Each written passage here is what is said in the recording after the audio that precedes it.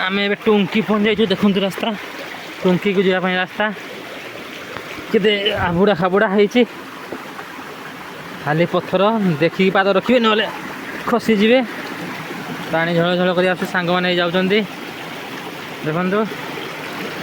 बहुत कष्ट कर चलीचु